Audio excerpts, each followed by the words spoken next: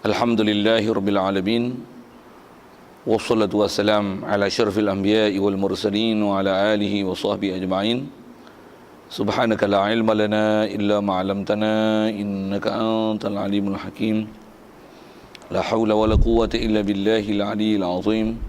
Rabbi syrah li sadri wa yassir li amri wahlul 'uqdatam min lisani yafqahu qawli.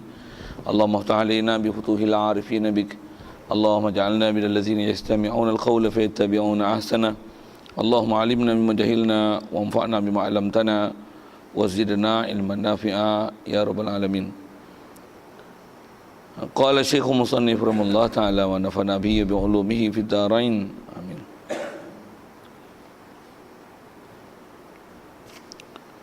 Kita di muka surat 13 rasanya yang Jawi.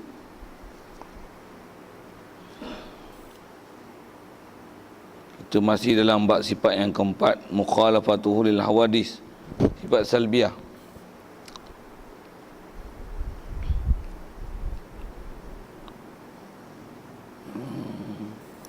Kata musannif, dan tidak menyerupai baharu pada perbuatannya, kerana perbuatan baharu atas jalan usaha dan perbuatan Allah Ta'ala atas jalan mengada. Itu maksudnya.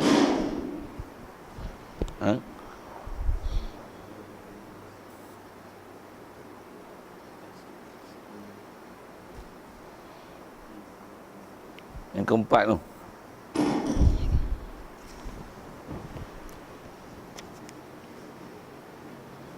Kuat itu. Oh, baca.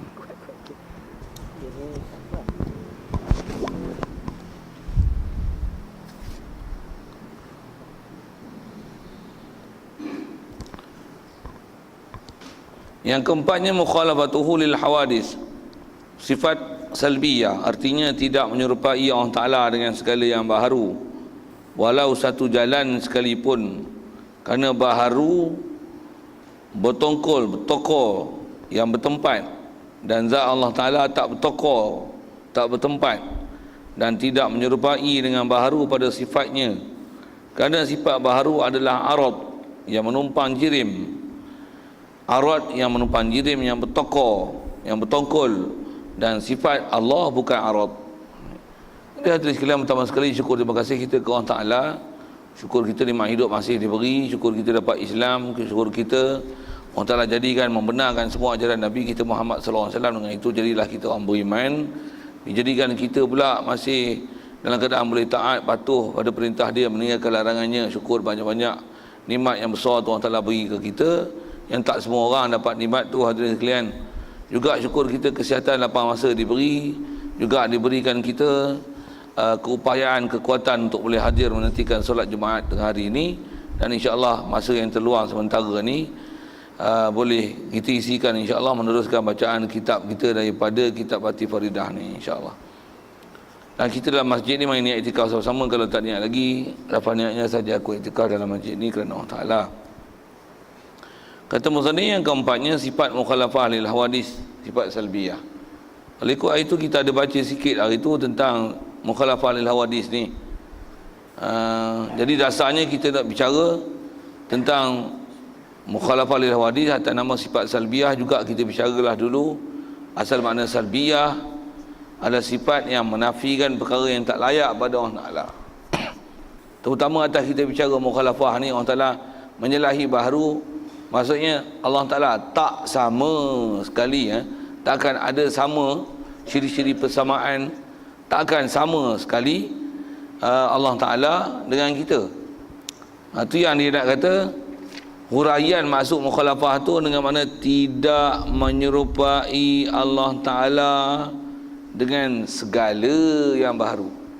Istilah segala baharu tu apa-apa yang nama baharu, yang juga kita dah bicara dulu. Baharu dengan makna sesuatu perkara yang ada, yang didahului oleh tiada. Itu adalah baharu. Yang antara ciri-ciri sekali lalu kita dah sebut, iaitu bila sebut baharu atau fakta kejadian, fakta kejadian, bila sebut kata baharu makhluk dengan apa yang telah dibincang oleh ulama dan telah diguna pakai perbincangan itu oleh ahli-ahli sains zaman sekarang ni. Bila sebut kata baharu, makhluk, fakta kejadian, setiap kejadian dalam alam ni tak dapat tidak dia mesti ada istilah jirim, jisim. Kalau bunyi sains sikit ada molekul, zarah, atom dan sebagainya. Jadi itu adalah ciri-ciri makhluk dan baharu. Jadi kalau itu adalah ciri makhluk, ciri baharu, sama ada dengan gunakan istilah sains ataupun istilah ulama kita yang gunakan istilah jirim, jisim, jauhar, arad. Yang kalau ikut ada beberapa istilah yang kita pernah jumpa dulu, yang kalau dengan istilah sainsnya dipanggil atom, molekul, zarah. Dan bila sebut molekul, zarah, nanti dia akan ada yang bercantum untuk membentuk sesuatu. Begitu juga ada nanti bila dah kata bercantum, dia akan mengisi ruang. Bila mengisi ruang, pasti dia bertempat. Bila dia bertempat, nanti dia berada di sesuatu, dipengaruhi oleh putaran bumi, matahari, peredaran bulan dan sebagainya. Jadi dia akan dilalui oleh masa. Lepas tu dia akan berubah daripada satu hal ke satu hal. Semua tu kalau ikut adalah fakta-fakta yang dikaitkan dengan makhluk, dan itulah yang ulama kita istilahkan baharu. Allah, dia yang buat semua tu. Takkan dia macam tu. Mesti yang mustahil Allah Ta'ala dia pun istilahnya zarah, molekul, berjirim, berjisim, beranggota, dia berada di ruang, mengisi ruang, berada dalam satu, atas suatu, ataupun dia pun sendiri berpihak, ada di pihak, dia pun ada kanan kiri, depan belakang, atas bawah. Dia pun dilalui oleh masa, ada umur, lagipun dia pun berubah daripada satu hal ke satu hal. Dia pun berpindah daripada satu tempat ke satu tempat. Dia pun terkesan dengan sebab sesuatu yang dia buat. Kalau itulah dia, itu maksudnya dia baharu, dia makhluk. Sedangkan apa yang ciri saya sebut tadi tu, berubah, bergerak, dilalui oleh masa, mengisi ruang, terkesan dengan sesuatu, ya, ni semua adalah makhluk ciptaan Allah. Allah yang cipta. Takkanlah Allah macam tu. Okay. Jadi apa yang saya sebut tu tuan-tuan adalah nak menguraikan tentang kata mukhalafah lil hawadis, yang terjemahnya menyalahi yang baharu. Jadi kaedah kita nak kenal Allah Ta'ala dalam bab ni, atau masyhur sebut ulama-ulama kita kena kenal baharu. Apa yang baharu, nafikan dia pada Allah Ta'ala, itu adalah kaedah nak kenal. Pasal kita tak diajar mengenal Allah Ta'ala. Allah Ta'ala macam ni, macam ni, macam ni. Itu dengan mana kita menyebutkan zat dia ataupun menyebutkan diri dia dengan bayangan ataupun hayalan, gambaran sesuatu ke Allah Ta'ala. Itu bukan kaedah ahli sunnah wal jamaah. Kalau ada kaedah-kaedah macam tu, itu kaedah yang salah dalam kaji tauhid. Satu, kalau saya nak sebut di awal di sini, walaupun hari itu rasanya sekali lalu kita pernah sebut dah. Apa dia? Ada pahaman-pahaman baru lah ni, yang terutama atas nama pahaman Wahabi. Dia mengajar kaedah ketuhanan dengan kaedah macam ni. Allah di langit. Ada di langit yang layak dengan Allah Ta'ala. Allah Ta'ala ada muka. Muka yang layak dengan Allah Ta'ala. Allah Ta'ala ada tangan.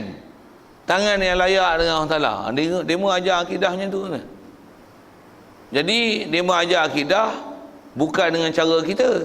Kita tu ialah mengikut apa ulama tulis dalam kitab-kitab yang antaranya yang kita duk baca ni, yang salah silahnya sampai pada ulama yang pakar-pakar dulu, sampai kepada salah silah dia pada para sahabat dan juga pada Rasulullah.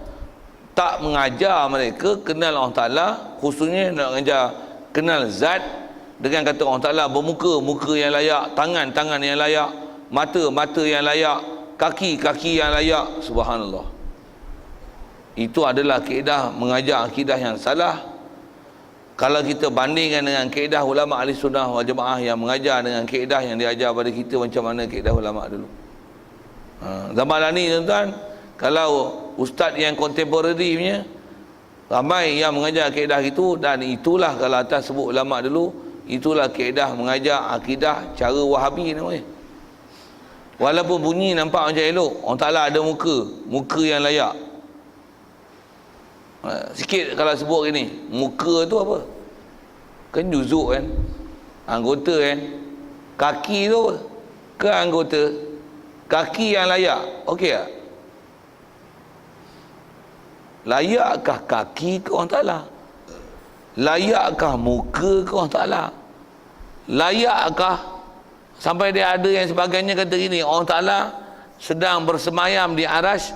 Bersemayam tu dengan makna bersila, duduk.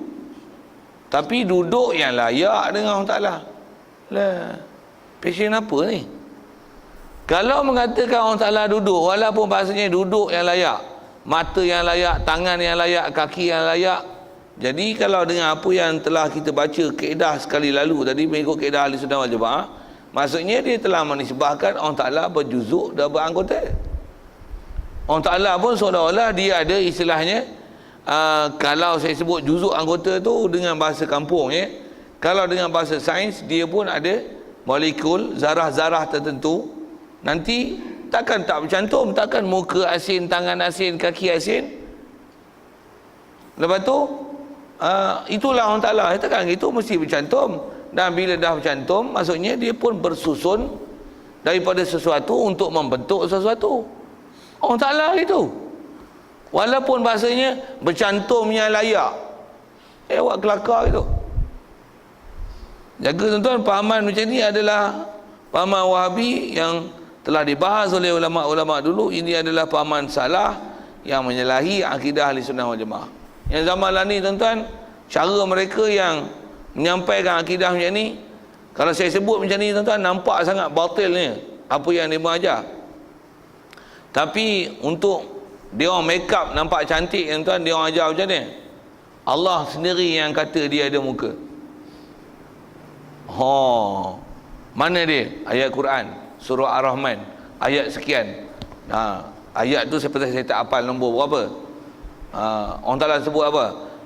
Kullu man 'alaiha fan wa yabqa wajhu rabbika dzul jalali wal ikram. Terjemahan, semua makhluk yang ada atas muka bumi ini semua akan binasa.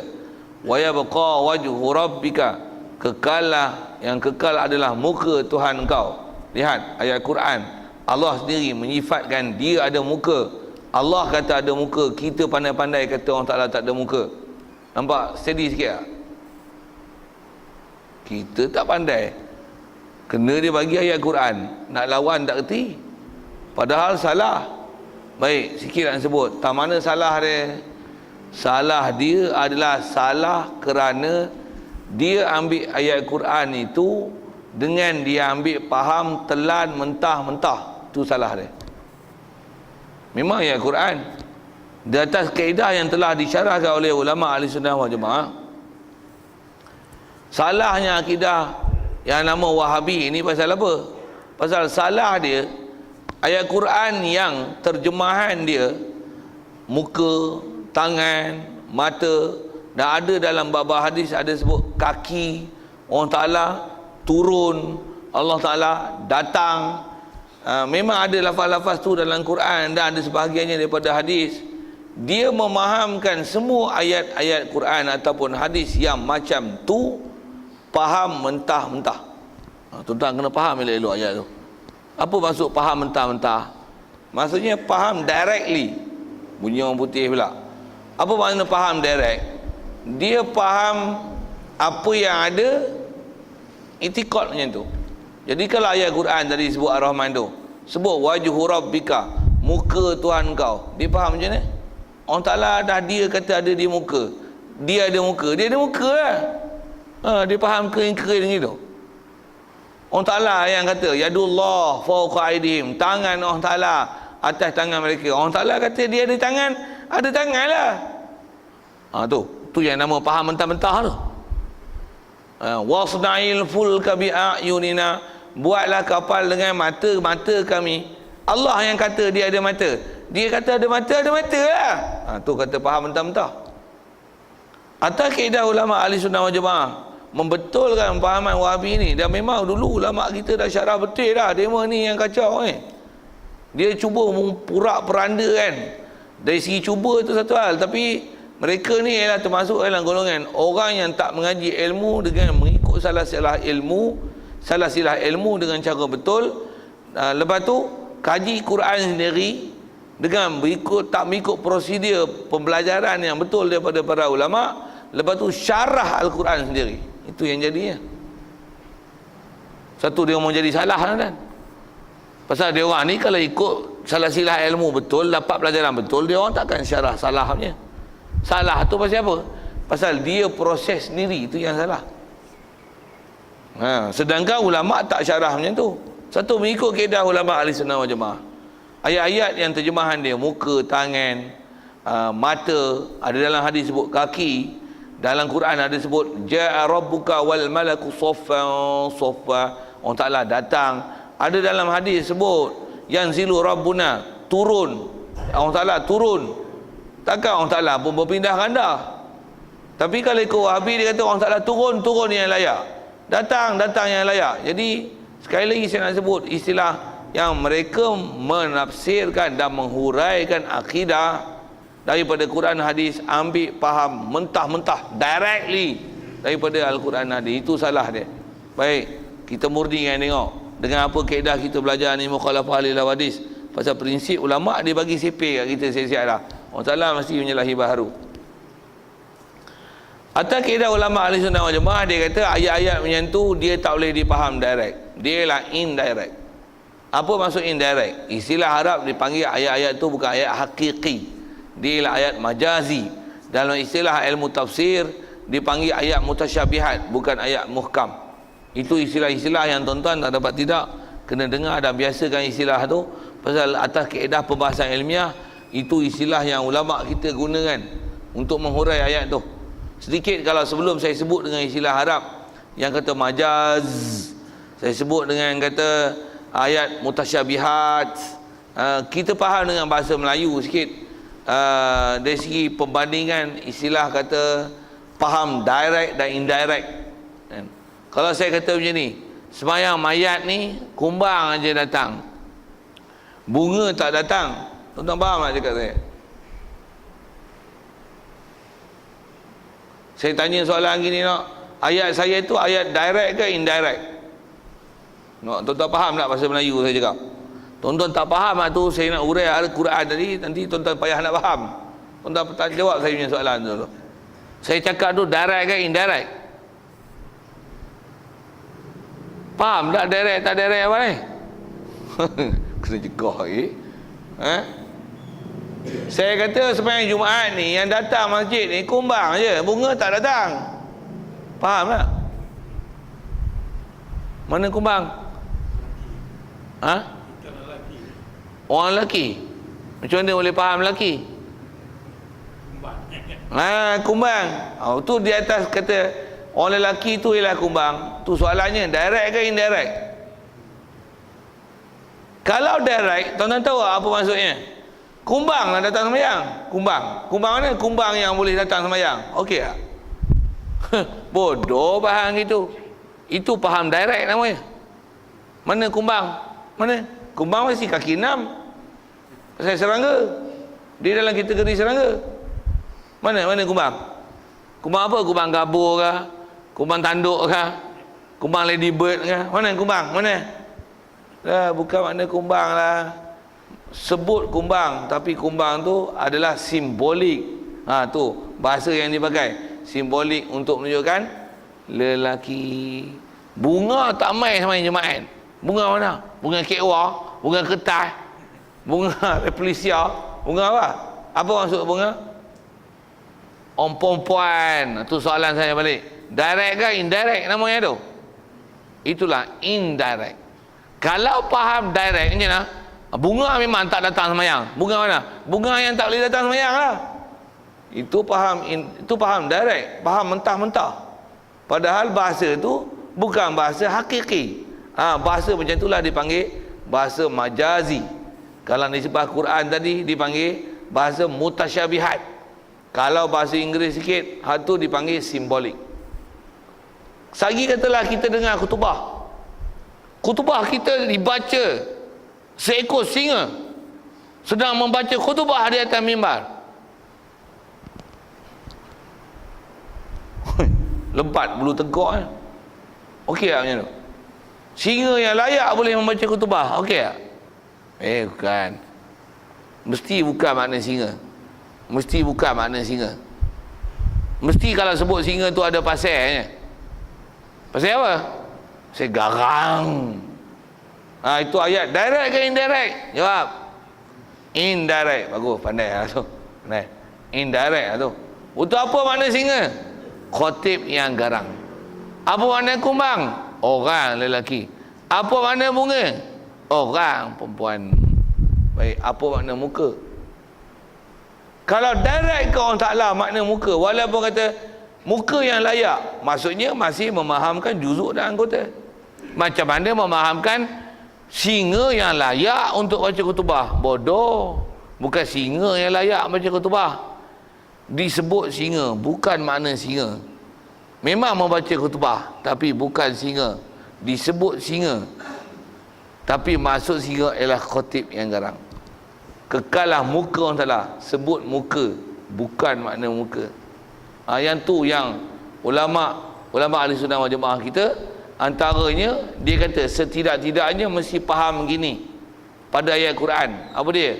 Bukan makna muka, mesti ada makna sesuatu. Apa makna dia? Wallahu alam, tapi bukan makna muka. Pasal kita bicara tu bab ketuhanan tau. Jangan silap akidah tau. Silap akidah bahaya tu.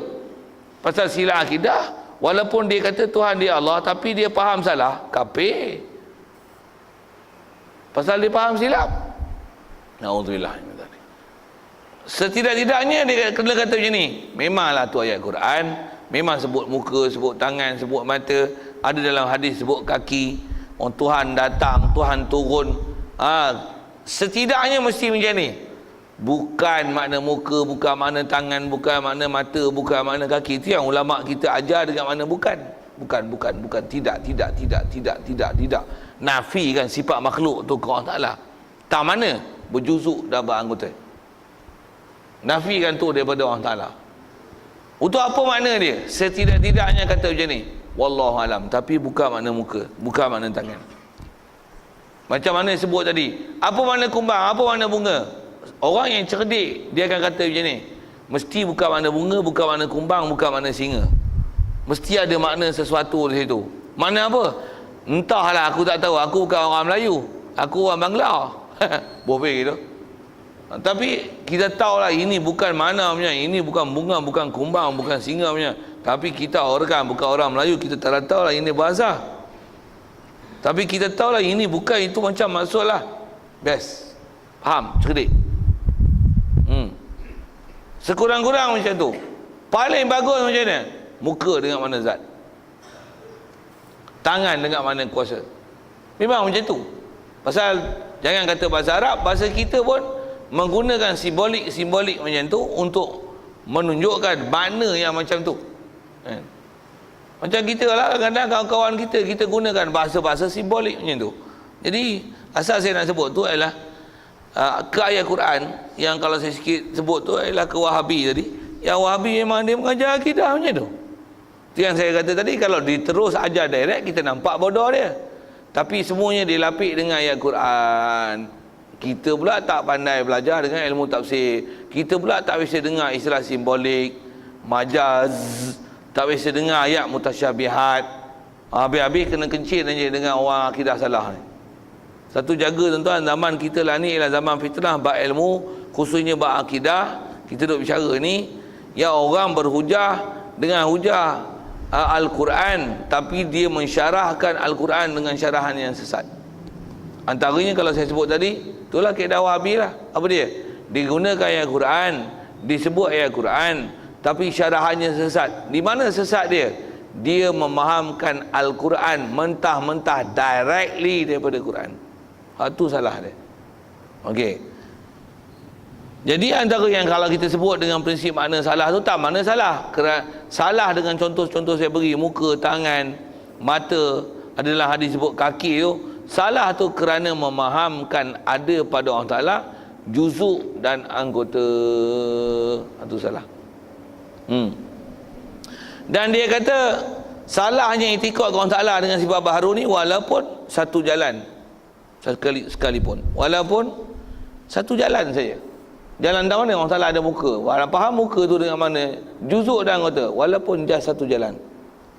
Salah. Allah Ta'ala ada di arash. Di mana? Di atas lah, di langit.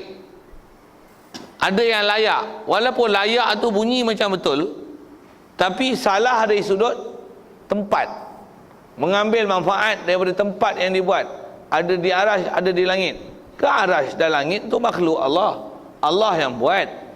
Soal dari segi kaedah berfikir dia mesti bukan makna directly. Pasal apa? Takkan dia buat arash, dia buat langit, dia duduk di langit dan di arash. Nonsense. Tuan-tuan faham ke nonsense tu apa dia? Ridiculous. Mengarut. Tak mana mengarutnya tu? Memahamkan Allah, dia ambil manfaat daripada makhluk dia. Kalau dia ambil manfaat pada makhluk dia, bukan Tuhan tu. Pasal dia kurang, kerana dia berhajat pada sesuatu dan dia mengambil manfaat daripada makhluk yang dia buat. That's what I say, nonsense, ridiculous. Bunyi orang putih sikit, merepet. Itulah kalau bahasa Arabnya disebut i'tiqad batil, palsu, dolal, sesat, salah tu. Walaupun satu jalan, apa dia? Ada di atas. Jadi memahamkan pihak pada Allah Ta'ala. Baik, pasal apa? Kerana, ni alasan dia beri, kerana yang baharu itu bertongkol, bertempat. Tongkol ni tuan-tuan, bahasa petani ni, kalau dengan eja tu tongkol. Kalau bahasa petani ni, dia tak sebut tongkol, dia sebut tokor.